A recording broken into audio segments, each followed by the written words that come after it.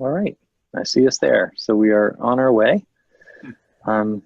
We're streaming live, and it's good to see so many people here. We're up almost 40 participants, and from folks all around the country. And I think we're going to go ahead and get started. So I'm going to share my screen just to kick us off and bring up our slides, and we'll officially get underway.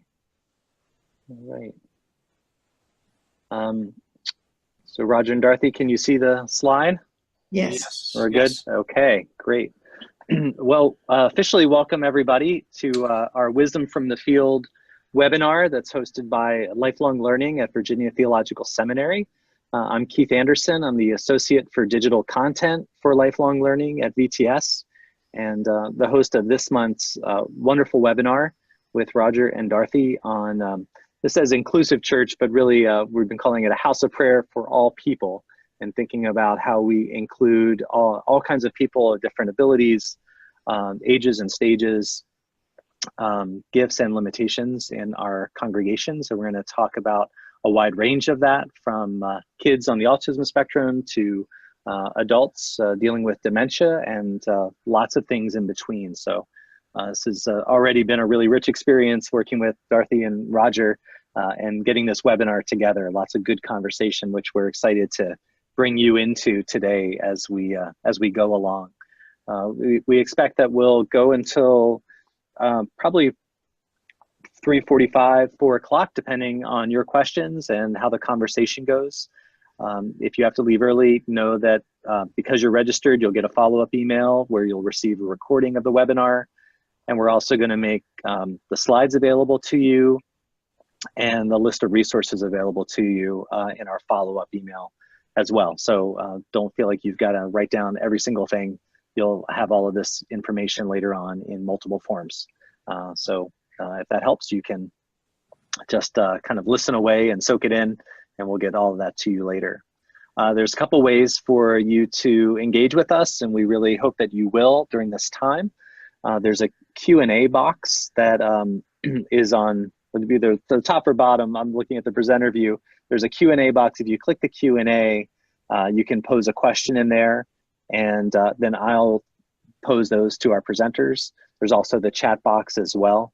So as we're presenting, as questions, comments, ideas, come up for you, put them in the Q&A, put them in the chat box, and we're going to take a couple times to pause in the midst of the presentation so that we can field those questions and bring you into the conversation as well. Again, this is brought to you by Virginia Theological Seminary and the Lifelong Learning Department. All the materials for this webinar and all the webinars we do are posted on the Building Faith website. And we also have lots of resources on the digital side for our eFormation learning community. So these webinars are kind of 1 month is a Building Faith, Christian formation themed webinar, and then the opposite months are kind of more digital ministry oriented with eFormation. So that's who's bringing you this webinar today. And I thought we could start with a passage from Scripture, one that all of you will know well, from Matthew 19. Then little children were being brought to him in order that he may lay his hands on them and pray. The disciples spoke sternly to those who brought them. But Jesus said, "Let the little children come to me, and do not stop them, for it is to such as these that the kingdom of heaven belongs." And he laid his hands on them and went on his way. We do that passage in our chapel time with our kids. We use the Spark Bible, the Spark Story Children's Bible, and the image of the disciples in that is like they're like, Jesus is just way too important and way too busy to be bothered with these children. They look very put out.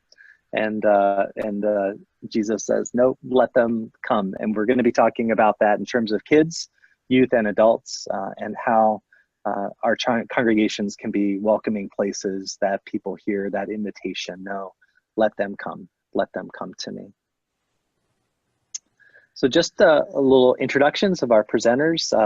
Roger Hutchison is an author and artist and director of Christian formation and parish life at Palmer Memorial Episcopal Church in Houston, where it is almost 90 degrees today. I can't quite get over that. And author of 4 books, including My Favorite Color is Blue, Sometimes. He had the privilege of painting with children who had experienced the tragic shootings at Sandy Hook. And he uses his writing and art to serve those who grieve. And he serves on the Forma board along with Dorothy. So they were just at the Forma board meeting together. And is a member of the National Association of Grieving Children. And Dorothy Linthicum is an adjunct instructor at VTS, and she helped teach me the ropes at VTS when I was new there. So thank you, Dorothy. And she's studied and taught courses and workshops on older adult spirituality and ministry. And she has a brand new book out with Janice Hicks called Redeeming Dementia, which she's been speaking a lot about around the country, and looking at dementia through the lens of spirituality, theology, and science. And she's a catechist for the VTS Baptized for Life initiative in Arkansas, exploring camp experiences for adults. So both of you bring an incredible range of interests, experiences to this conversation. So thank you both for being with us today. And just a little roadmap for our time today. We're going to start off talking about theological and biblical grounding for talking about how we are welcoming in our congregations. And then we'll pause after that and see if there are questions, comments, and we'll field some questions and answers there. And then we're going to jump into practical tools and stories. So Roger and Dorothy both have some examples and stories and ideas. So how to practically put these themes into use in our diocese, in our congregations, in our parishes, in our ministries. So that's going to be our roadmap. We'll present, we'll pause, discuss, present, and discuss. And we'll stay with you until we've tried to answer all of your questions to the best of our ability. So let's get started with the biblical background. And Roger, I will pass it to you. Thank you. Thank you, everyone, for joining. I'm excited to be a part of this and grateful for your participation as well. In talking about this idea of inclusion and welcome and a church for all people, we wanted to certainly pull in some theological background and backing, biblical background. And there are 2 stories really that we pull from. The Lord appeared to Abraham by the oaks of Mamre as he sat at the entrance of his tent in the heat of the day. He looked up and saw 3 men standing near him. When he saw them, he ran from the tent entrance to meet them and bowed down to the ground. He said, "My Lord, if I find favor with you, do not pass by your servant. Let a little water be brought, and wash your feet, and rest yourselves under the tree. Let me bring a little bread that you may refresh yourselves, and after that you may pass on, since you have come to your servant." And that's Genesis 18, 1-5. I have a few things I'd love to say about this story. The welcoming that Abraham and Sarah provided these strangers is a wonderful model for what it takes to make people feel welcome in our communities. Abraham didn't wait. He rushed to greet his visitors. He made sure they were comfortable and full. And then he walked them out, away from his tent, to make sure that they found their way. These details matter. Creating a welcoming environment is about attention to details.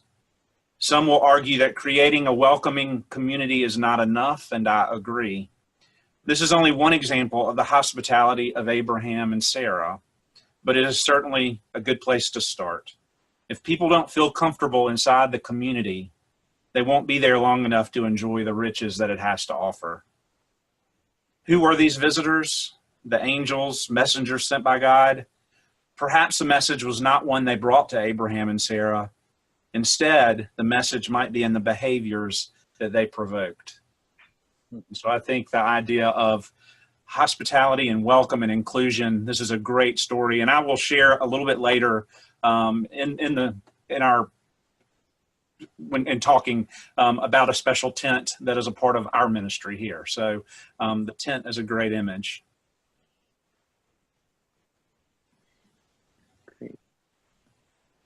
And then Dorothy, hop in, but I discovered these. I love art. For most of you know this. If you know me, I love this painting by Van Gogh.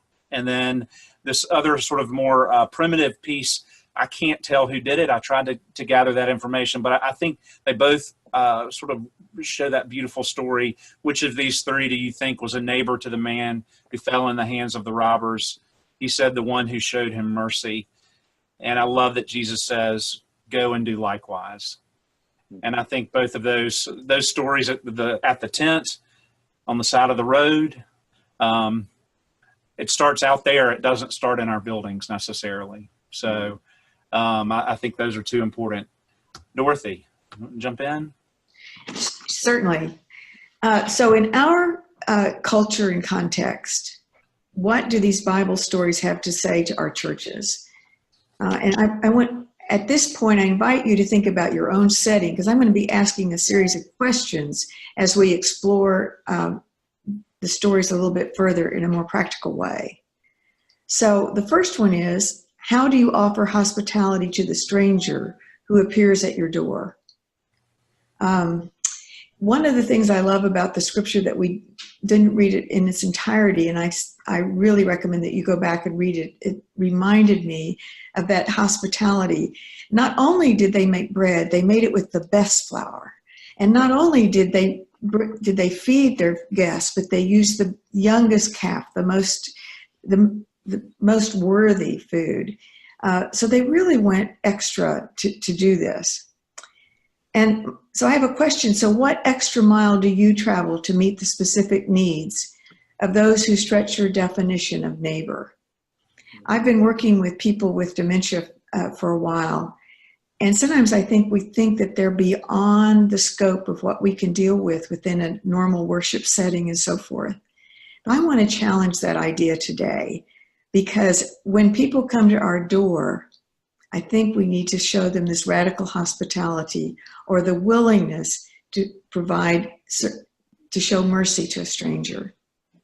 There's a theologian, one of my favorites, named John Swinton, who defines hospitality far beyond the initial encounters.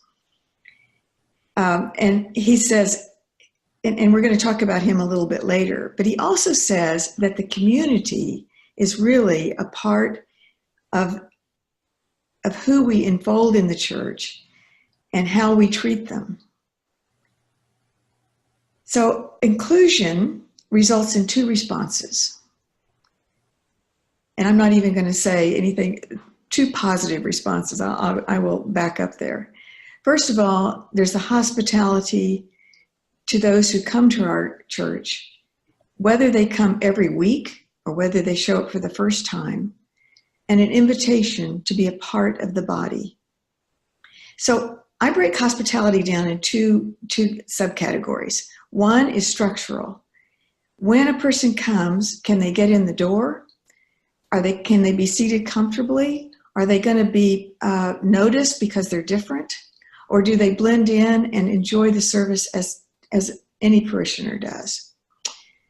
And the second one is programmatic. So what programs, outreach, and ministries do we offer? There are a lot of churches out there that offer preschools. And how do we help the people that don't mind dropping their child off at our preschool, but are terrified to go in the front doors of our sanctuaries and worship spaces?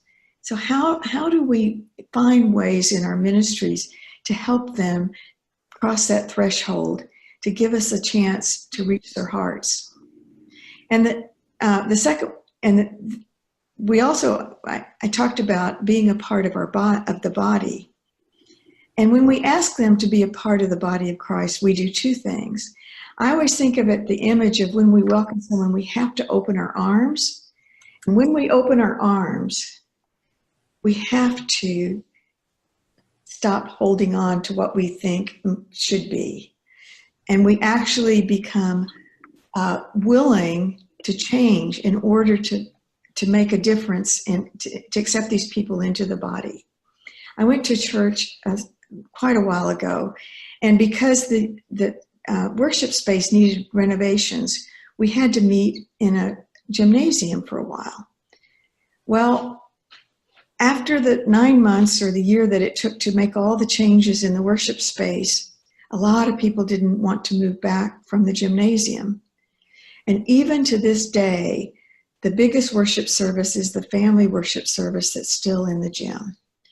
The worship space is still there. It's still a beautiful space, but we had to learn, the people that we gathered, when we welcomed them into the new space, they had something to say about the way they wanted to worship. And it was a surprise. So you have to be willing to be surprised. And we have to agree implicitly that we are ready to accept change that might result from radical inclusion.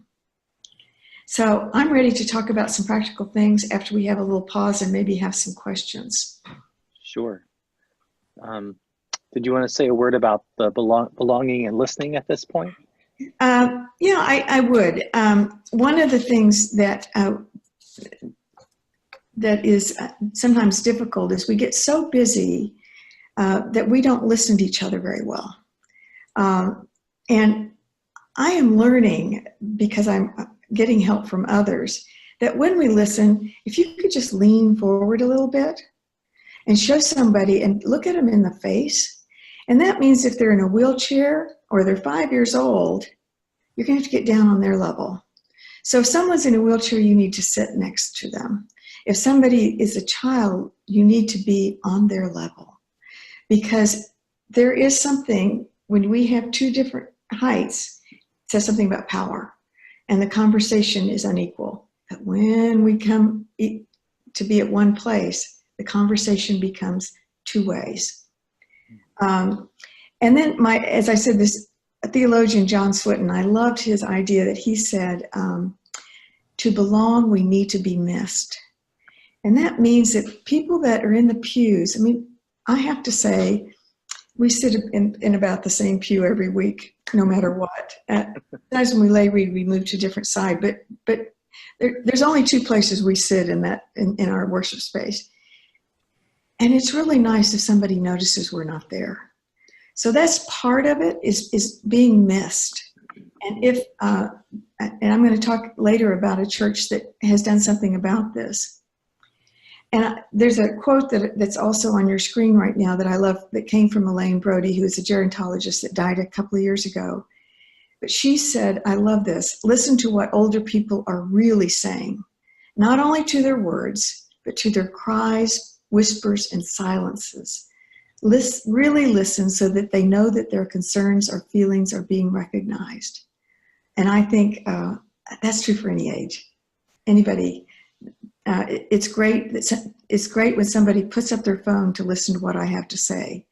That's a real opening. So. And just to piggyback a little bit on what Dorothy said as well, I think listening can take different forms. I think that, with the work that I do with people, especially related to grief, people often do not have the words to speak to where they are, to speak to the transition that they're experiencing and the change that they're experiencing and the grief. So for a lot of you, you know that I do, I use artwork and painting to provide a language that will help people navigate that kind of conversation. And sometimes it's not with words.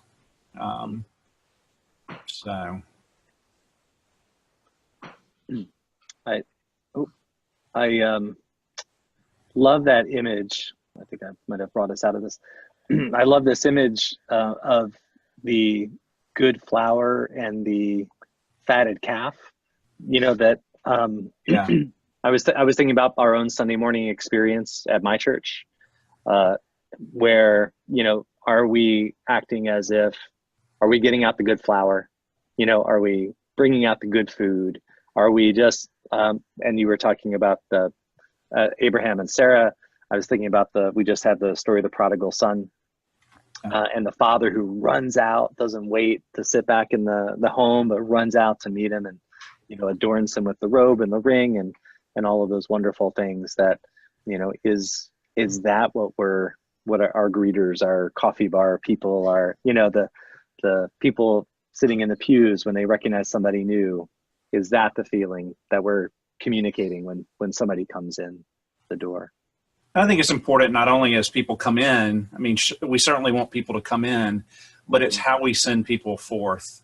That is as important as anything, I think. And that realizing that there are a lot of people on the fringe. A lot of people have been hurt by the church or not invited. And they are standing outside of the doors, looking in, hoping, to find a place that is home. And I think that's all part of this, is that, we'll talk a lot about practical things, and some of the practical things means going away from the building that we worship in. And I think that's really, really important. Much of the experience, my earliest memory of church happened around my grandmother's kitchen table. And it was sharing meals with my family that way. And it didn't happen in a church building. And so I think it's just all of those things are important as we move forward. Great. We're going to take your questions and comments, and you'll have to bear with me if I have to get out of my elegant slide share, such as it is, to answer those and get to the chat box. I haven't quite figured that one out yet.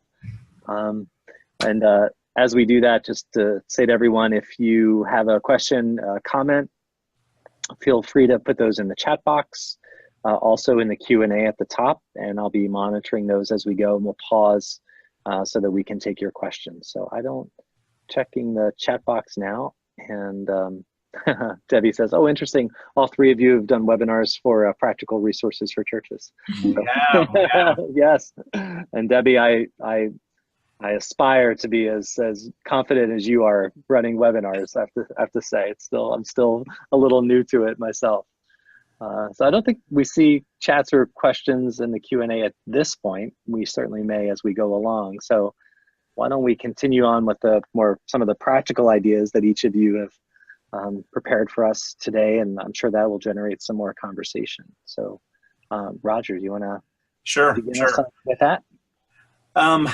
So I serve at Palmer Memorial Episcopal Church here in Houston, and yes, it is about 90 degrees today, and finally the pollen has stopped, so everything is not quite as yellow. I want to point out some different things that you may notice in these photographs. We have a historical building, and so we are limited. It's beautiful, but we are limited by its architecture. And so I'm actually thankful for that, in a way that we don't have to lean on the building in that sense. But what we've decided to do is take our welcome out onto the street in front of the church. And so we are literally on Main Street in the fourth largest city in the United States. We have, as of the past several weeks, we have a new welcome tent. And so we invested a good bit into this tent, but it is something that we use every week.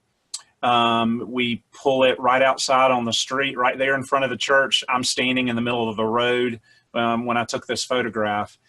And it literally is a place where people can come check in. Right there in that photograph, there's a teenager who is providing the greeting at that table today, on that day. So there are name tags there. There are all kinds of resources. And it's just really has provided a hub not only for visitors, but our regular parishioners. It's a place where ushers and greeters can check in and gather. It's really provided a good bit of excitement out on the front. I wondered, was it going to take away, was somebody going to be upset about that it took away from the prettiness of the entrance? It actually adds so much to the front of the church. The words you can see from the road are welcome. And then on all the other sides of the tent are the words Palmer Memorial Episcopal Church. So people who are walking down the sidewalk, all of that, they can see that. So that's an important part of our ministry here. We also, we have a lot of children at this church. Over the past few years, we're growing with children, and that's a great thing. And one of the ways that we have involved children, as you can see in the middle photo, this was from this past Sunday. This little guy was so proud to be an usher. He just and he's a handful. And so but he was on his best behavior. He loved it. And so there's a lot of involvement of children in what we do. We make use of quite a bit of signage that we try to use creative signage. And you can see that in the other picture. So we try to pull everything out to the road. From the street, you can't see what's happening on the inside. And so we try to provide give a glimpse of what's inside the doors by doing that on the outside. And so that's just a glimpse of what we're up to. I love in the middle picture with the usher. What's so striking is the little girl that's in the pew looking at him. She's actually, I think that's a great photo, and she's actually looking at him going, how can I do that? Right, right. I really believe that's what she's thinking. She's like, how did he get to do that? And we start very young. So we let little bitty toddlers help greet with their families. I mean, we've invited families with little ones. We believe that, if somebody drives by or walks by and they don't see children helping to greet, that might turn them away, or they may not think that children are welcome. And then when you walk in the doors, we have a children's Bible in each of the pews, which is, just as available along next to all of the other books that are adult friendly. We have children friendly books, and there's some other things that I'll point out in a little bit later in the slideshow. But this gives just a little glimpse of what we're up to. But tying into the tent from the very beginning, that has become an integral part of our presence and ministry here and welcome. Great. Perfect. So this is another just sort of glimpse of what we're up to. And most of these pictures are definitely, of course, feature children. I do lifelong formation here at Palmer. So really I work with children all the way up through adults of all ages. But I wanted to share some of these images and practices that we have here. Our congregation has a significant number of children and adults who are somewhere on the spectrum, be it socially, they don't have strengths socially, maybe on the autism spectrum, may have learning challenges, divergent learning styles. So we try to provide easy entrance and access to our worship and to our classes by using a bunch of different things. And so I put think differently. And that little logo there, you see the little infinity symbol, is a symbol being used now for the idea of neurodiversity. And that just sort of basically means we all learn in different ways. And there are, all of us are sort of somewhere on the spectrum. And so very popular when you walk in the front door of our church are these baskets of glittery pillows. You can get those anywhere. We have children and adults that will pick those up. I have about 30 of those, and they all are used every Sunday. Every Sunday, somebody has them. I often use those as well. If you look in the top corner, this picture up of the three little girls, I use those to help tell stories as we gather. So when we gather to tell stories, they can use the pillows to help create an image or draw something that stood out to them in that. So if you don't know what those are glitter pillows. You can drag your finger down and it sort of shows the other side of the sequin. And so sequin pillows, they're great, often called mermaid pillows. Right above that is a little bag. We have one of these bags in every one of our Sunday school classrooms. It's a fidget bag. And basically, those are items that that a child can, if they're having a tough time or need to be doing something with their hands, they can have one of those, pick something and use that to help them sort of tie in to the class or to the worship service. And then there's these little headphones that we make available. We have some children who struggle with noise. And worship is very loud. It can be very loud, and the smells, the sounds, all of those things. And we have this bell here that rings so loud all the time. And so I think that's been a great addition as well. And then the rest of these images are just children involved in ways that are very hands-on. I don't buy a lot of plastic. We don't use a lot of plastic here. You know, I don't buy all of that. I much prefer using living things, and down here on the right, we have an older member teaching how to bake, you know, with flour and, you know, dough and all of that. And so we don't spend a lot. We do a lot of hands-on, a lot of creative hands-on with art and all of that. So I encourage people to think differently, think outside of the box. And this isn't just for children. This is for everybody. Like I said, we have adults who will pick up those pillows as well and use those. Maybe want to jump in, or? Yeah. So I mean, I'm taking notes for my own church right this second. So Yeah. I'm following right along with you. Sure. So yeah. So I mean, just kind of tell me about the pillows. Like I see a lot of this is very tactile. Yes. Which is, you know, we're not always, like, I'm a Lutheran, so maybe like Episcopalian, like very word oriented, Yep. you know, kind of very wordy, very still, not very embodied, not very sensory. Yep. And this is like very sensory oriented. So Yes. even just somebody being able to hold a pillow. Exactly. And another thing, the pillow is incredible. And really you can you know, I was going to get the congregation to volunteers to help make these pillows. You can buy them anywhere for much cheaper than it would be to try to round up a bunch of fabric and all of that. And I had you know, good intentions, but for $4 a pillow, I was able to do that. So they're not expensive. What I do with the children and adults when we gather, I will often begin getting everybody to take a deep breath. I get them to stand up, to stretch, to stand on your tippy toes, to roll your shoulders, to roll your head, you know, all of those things, just to get us again focused with our body. I love the whole idea of praying with our entire body. Worship, we do that as Episcopalians. We say we do that.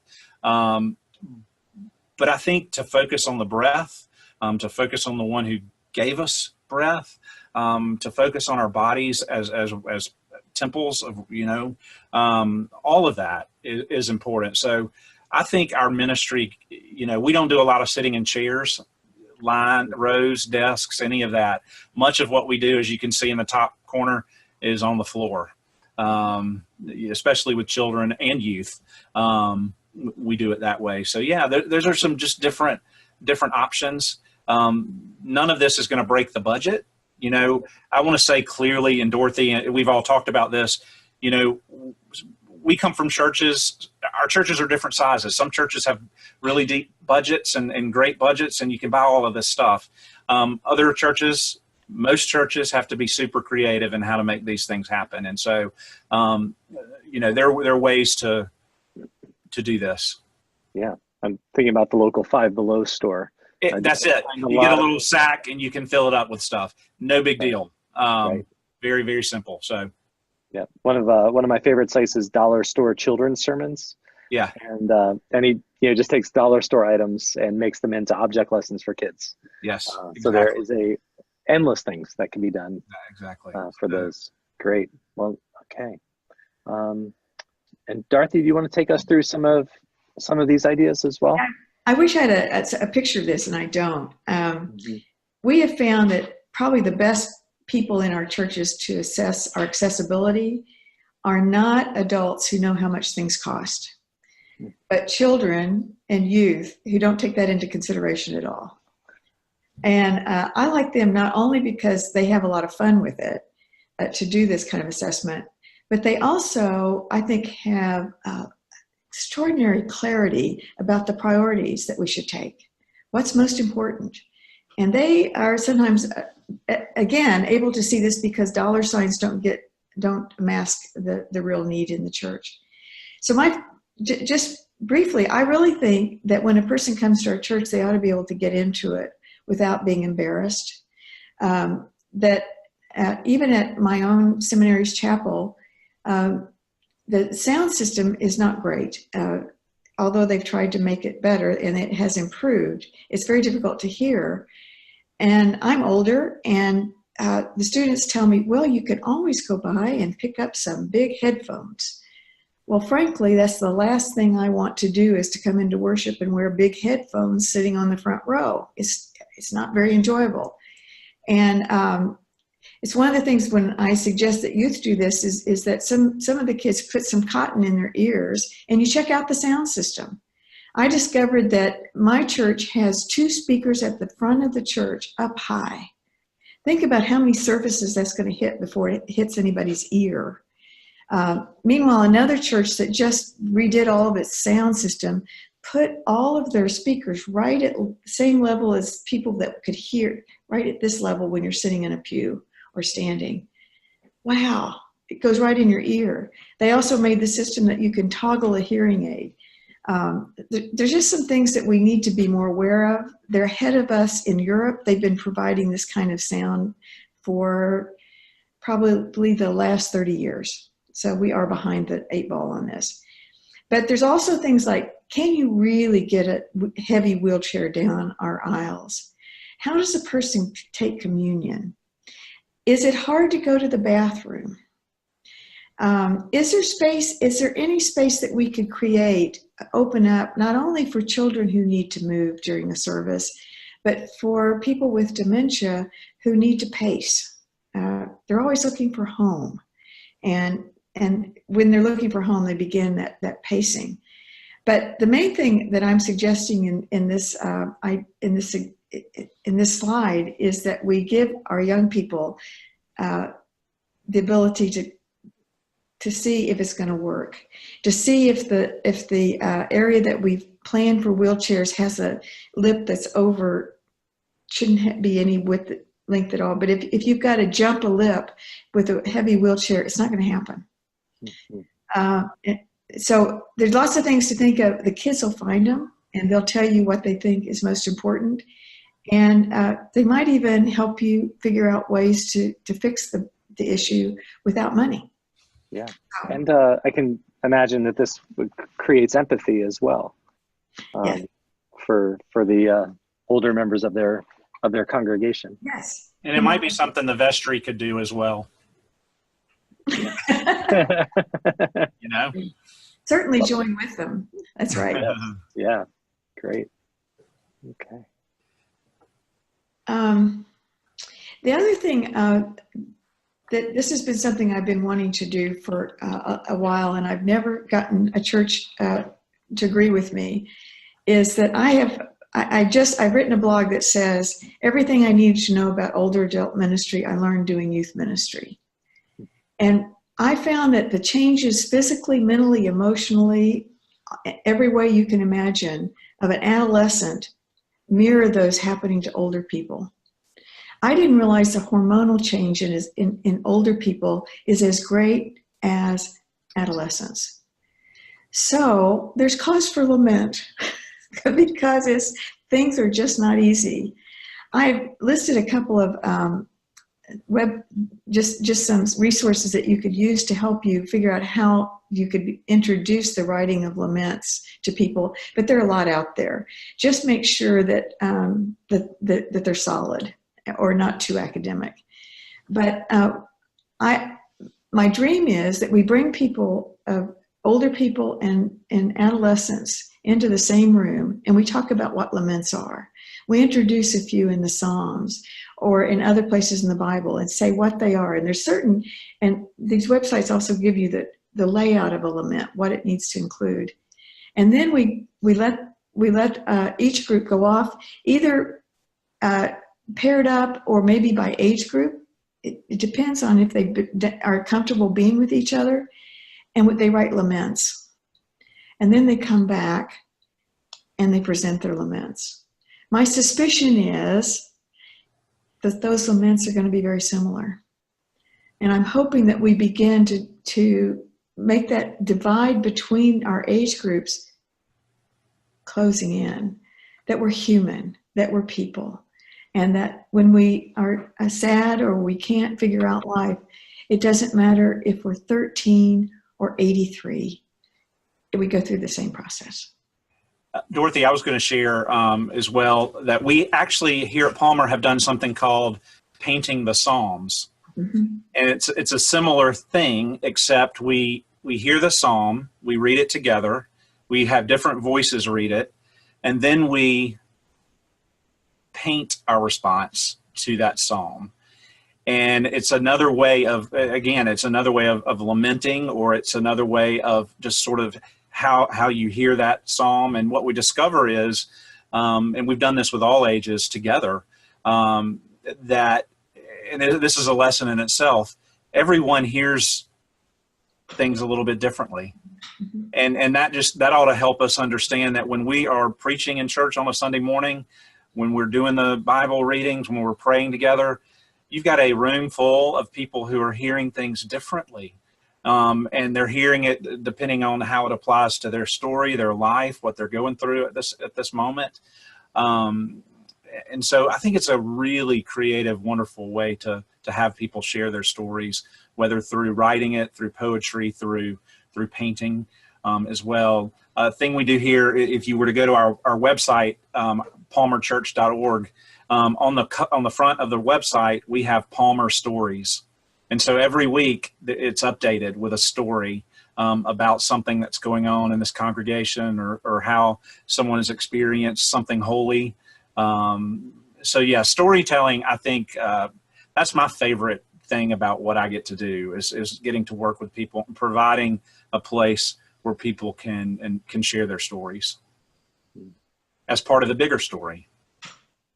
And what I like about both of those is that it's an all ages gathering that's just not about, older people telling younger people, tell us what it was like when you were my age, or this kind of doubles down on the generational divide as opposed to finding the commonalities. Right.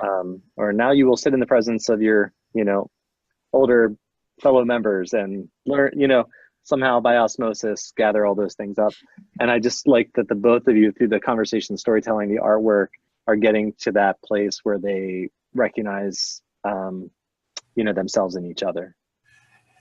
I've used the phrase, we're more connected than we've ever been, mm-hmm. and we are more disconnected than we've ever been. Mm-hmm. I think, that anytime we can gather together in a place of intergenerational time, or, where we can look at somebody's face. That's why I love the painting so much, is you can't be on your phone when you're finger painting. People love their phones too much to get paint on it. So that's one way to have to make people put them down. But yeah, so stories are important. Yeah, love it. All right.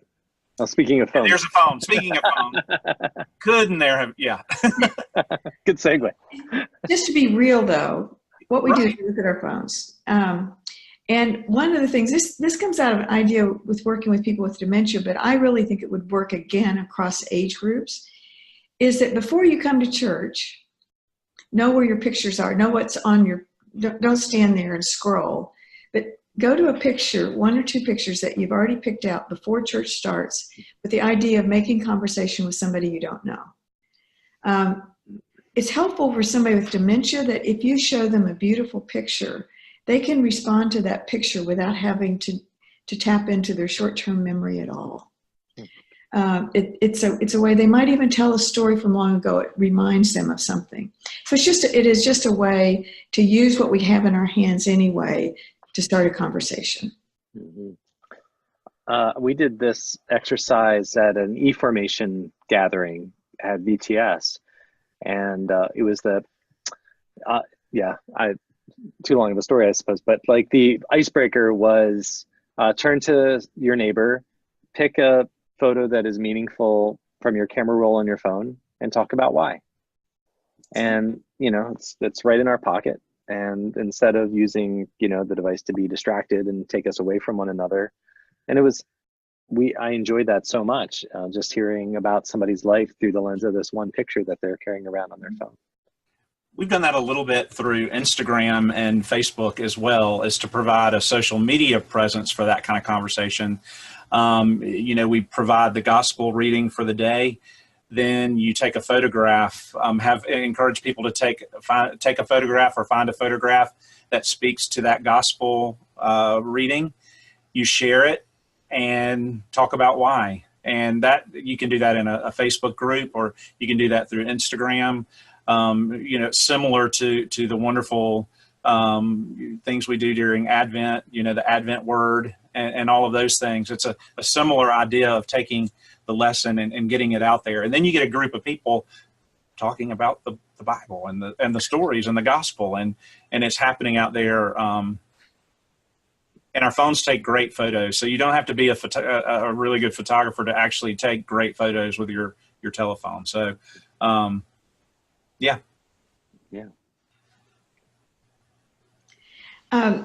This I think we're getting toward the end here, but I was really encouraged. I was in New Bern, North Carolina recently, and at Christ Church, and Roger, they are also recovering from a hurricane, from the hurricanes of North Carolina.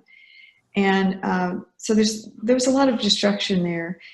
And there were some empty pews that they just noticed people that had always been there weren't there. And so some members a friend of mine just put a notice in the bulletin: if you'd be interested in visiting some of the people who have gone missing, call this number. They had over 20 people sign up. I found that so hopeful. Of all ages, people from their 20s to their 80s, willing to go out and make these visits. When I first thought about this idea of, how do we deal with the people that have gone missing from the pews, a lot of times the stigma of dementia is so great that people find it easier to stop coming to church than to actually tell people why they don't feel comfortable coming. I think it also happens with families dealing with children on the autism spectrum. If you've got a hyperactive kid, you just decide it's easier to sleep in on Sunday morning than come. If the church hasn't made it clear that you and your family are absolutely welcome.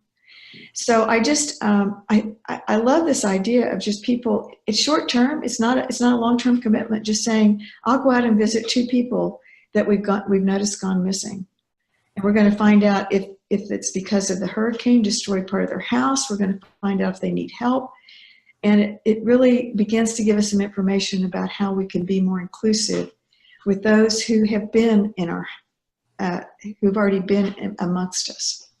Mm-hmm. Mm-hmm. Roger, you were nodding about when Dorothy was talking about families with kids on autism spectrum or special. Yeah, I mean, I think it's a similar, it's just the same kind of thing as somebody with, autism, or somebody who's experiencing dementia, or it's a baby who you bring into church that might make noise. Part of what I think it's important to do, and we did it here, is to educate the congregation and just talk to the congregation about this and say, we're going to have children who are here that might make noise, or might not be able to sit still, or might stand up in the middle of the service. We have a young man who just stands up the entire service. He has autism, and he's great. Everybody loves him. Why there are a bunch of sparkly pillows in the church on Sunday? We had the clergy talk about it from the pulpit, the importance of what it means to be a place of welcome. I pulled together a diverse group of people before I introduced all of these pillows and all this other stuff. People with children who are on the spectrum, people who said to me they can't come. They just want to have a place to be able to come to church, but they're not comfortable in doing so. So I brought them in. We made the decision here that we're not going to have a separate service for people with special needs, or, not that for some churches that really works well. For us, we've made the decision that we're going to all be together. And the squeaks and noises and squawks and shouts and all of those things are part of God's body. And so but I think including the congregation, don't swoop in and just say we're going to do these things. But I think it's important with anything, but to help people understand, walk with people along the way. And then you're going to have a community of faith that is welcoming, not just in their church building, but out into the world. And I feel like so many times in church that, you know, people, despite the fact that we talk about grace all the time, people still feel like their value is very much based on what they're able to do, and produce, accomplish, serve, what they know. And we see in our culture, and sometimes sadly gets reinforced in our churches, that that's where your value is derived. Exactly. I mean, one little lesson would be is if you invite a group of children and say, oh, we're going to pass the book around and let you read the Bible story. Don't ever do that. Don't ever do that. There's certain to be a child in that circle that has a reading difficulty and is embarrassed. And so you invite participation. You don't, that's just one of my little soapboxes. We often put people in those places of discomfort, not intentionally, but it's just, it's helpful if we're all aware of how we engage people and involve people. Yeah. Are there, either from either of you, are there other things like that you see or you're aware of, or you try to make people aware of? That's a great example. I'm sure you both seen lots of different things like that. One of the things that I have heard from a person who has dementia is she says, just as we've learned in our churches that we can't plan things for youth without asking the youth what they want to, how they want to be involved, we need to do that for every age group. So she said, if you're going to plan activities or change the church for people who have dementia, let us be in on that. Let us sit on that committee. People with mild to moderate dementia can be very articulate and helpful in making those kind of decisions. But I think we need, a lot of us have learned how to do that around adolescence. I think we need to do it for every age group. Talk to parents, parents of young children. Talk to parents that are who are watching their children go to college for the first time or leave home for the military or that first job. What kind of ministries do you want? We need to get out of our offices and saying this is what they need, and say what do we need? And I just would encourage us to use that as a clarion call. If we would do that more, a parent of a child who has reading difficulties might have told us a long time ago, please don't do this with your child. But we never ask those parents to be a part of planning those things. So I think when we're inclusive, we need to stop, we need to really remember that we're not preparing ministry for them, we're preparing ministry for us, always. Mm-hmm. And they're not just the recipients of the ministry, but yes. Yeah. Do you think that's a common, I've run into that too in churches, that just the sense of we're gonna figure it out and then offer it to you. And if you don't like it, then there must be something wrong with you and not with us. because we worked really hard on this and you should be enjoying I think that relates to a lot we do. I think we want to, when it comes to outreach or mission or any of those things, we swoop in to help without really asking or without really sort of understanding the community we're going to serve. And so, I think that's the important thing about when you're part of a community, you engage and involve the community in talking about those things. And so in getting to know, I see some good questions in the Q&A and in the chat, and I'm excited to get to those. But especially about, what happens outside of the church doors, we're talking a lot about what, inside of our buildings, but there's a lot that we can do outside, which we should be doing actually. So, yeah. Good. Well, let's come to those questions. I've been asking all my questions, so give everybody a chance to chime in. Good. So on our Q&A, so we got some practical questions on what's in the fidget bags, how do you communicate that they are for fidgeting and not distracting? Sure, sure.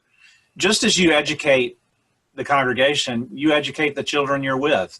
Children are really quite good. They will do what we expect. I mean, and sometimes they'll surprise us. But if you have low expectations, they're gonna stoop to your low expectations. But I think if you gather in a room and you have a fidget bag and you talk about why we have it there, and, those aren't just toys to play with unless you need some.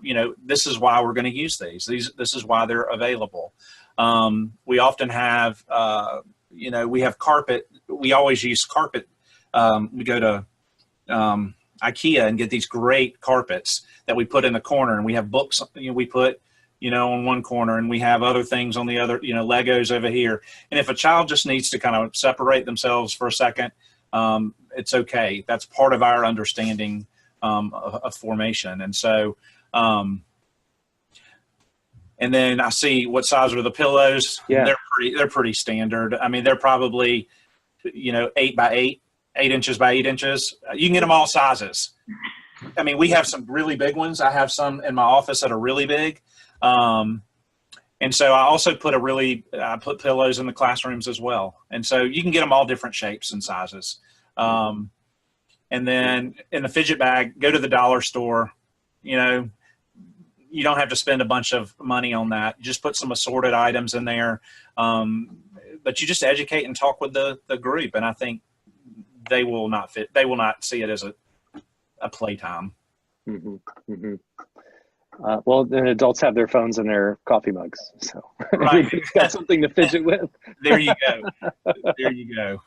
I have a photograph I took of somebody who was actually using their pillow in church, which was pretty fun. I'm not making that up. So, cool. We all need to hold on to something and keep our hands busy, I think.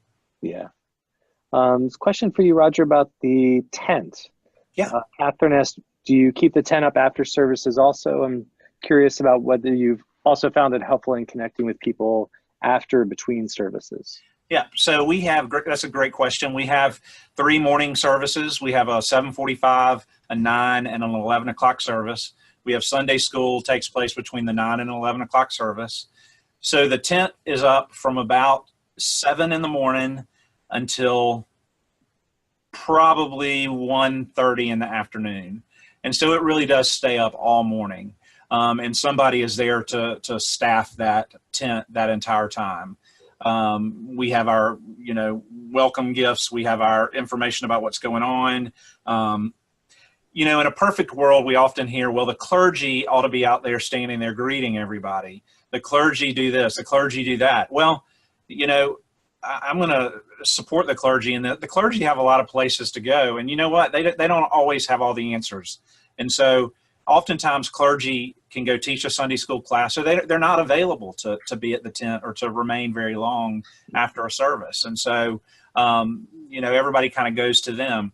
Well, the body that we're a part of has many parts. And so I think we can put people at the tent that we have. You can put, we have some people who don't go to Sunday school. They go onto the playground. But yeah, we're always out there, oftentimes just talking. I can spend some time with people. I don't teach classes on Sunday morning for the reason that I'm at that tent, greeting and visiting with people. Great. And a lot of people aren't brave, are not brave. They're brave, certainly brave because they showed up. But a lot of people aren't comfortable in going into a Sunday school class, but they might be comfortable standing there talking to somebody for the next 30 minutes or so instead of going and sitting in a class with people they don't know. Mm-hmm. Mm-hmm. And just being outside of the building. Yes. Something great about it. We have an outdoor chapel, and we worship there mid-June to end of September for one of our services. And we have people that come for that service and never step inside the church building until, we go back inside for that service. I mean, they could be worshiping with us for months and never come inside, but there's just I don't have to make too much of a commitment to step through the door. I can still be connected and check it out and see if I want to go further. Good. And Debbie has a question that's related to that. She says, what do you think of expanding our definition of church to go beyond our building's walls For instance, we have things like Fresh Expressions, Messy Church, Offering Ashes to Go, where people connect with us, but they may never attend a Sunday morning service. Many think reaching out is only successful if we get them through the doors for a Sunday worship service. Yeah, either or both of you want to respond to that? I'm talking a lot, so Dorothy, please jump in. We've partnered with a bookstore who loves to have places to have book reading, author events. And so one of the ways that we have, this doesn't quite answer that, but for example, we just had Patton Oswalt came to Palmer, and there we had 450 people in our church building, people that never come would enter a building. And so that was one way we were partner, our building is just that. We can invite people in. We did the Ashes to Go. We're very much a part of that. We're across the street from the Texas Medical Center, MD Anderson. We had Ashes to Go. We've got people all over the corner, and we had 1,200 people that day receive ashes from Palmer parishioners because we were out there from 7 a.m. till 7 p.m. at night. So I think, a lot of church happens outside of the building. And it depends on your location. Sure. Those of us who are in urban settings need to always be thinking about where else can we meet people where they're at. Mm-hmm. It was interesting that some seminarians just sent me 3 questions saying, we want to know about if you could give us some do's and don'ts about dealing with people who identify as spiritual but not religious. Where do we meet them?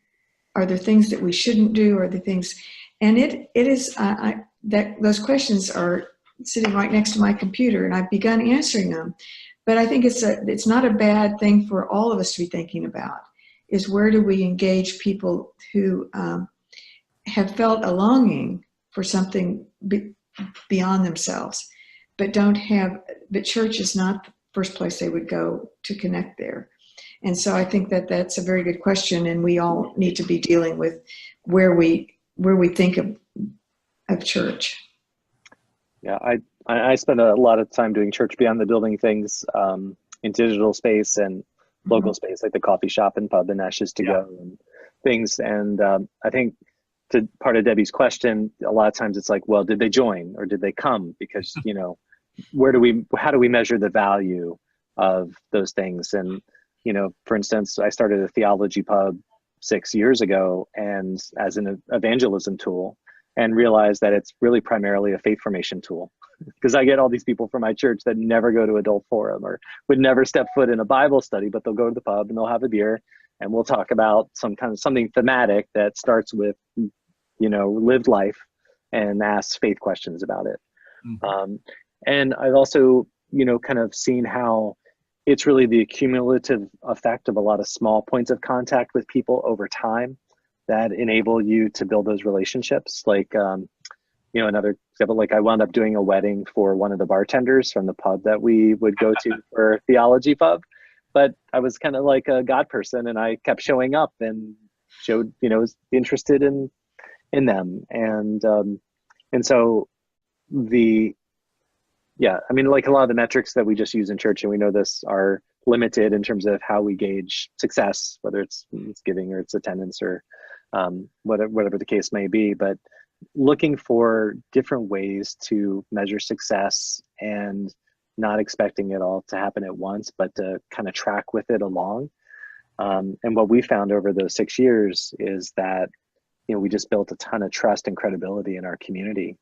And we're more present in our local community than some of the other churches that are even closer, nearby, because we're just kind of showing up and showing interest.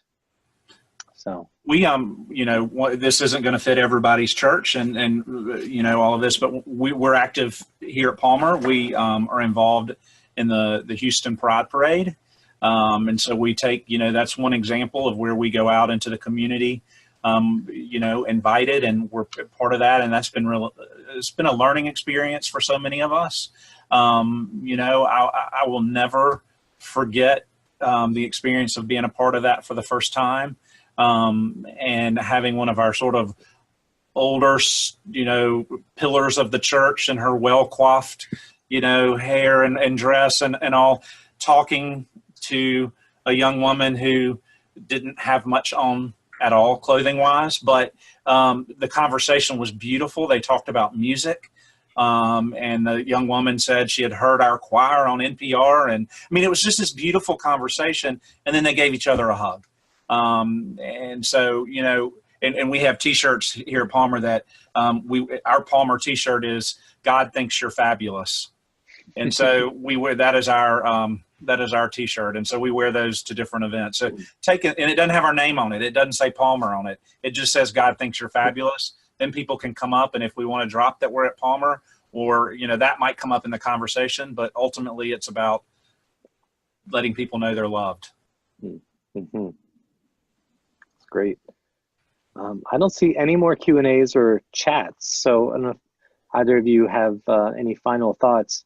I'm just so grateful for this conversation and grateful for both of you and what you do for the sake of the church and for the sake of the gospel, because I feel like the more diverse, the more inclusive, the more welcoming we are, the more we accurately reflect what it means to be the body of Christ and to realize the kingdom of God in our midst. And so many of the things you've shared today and the work that you do in your own locations and in the larger church really help all of us to do that. So thank you.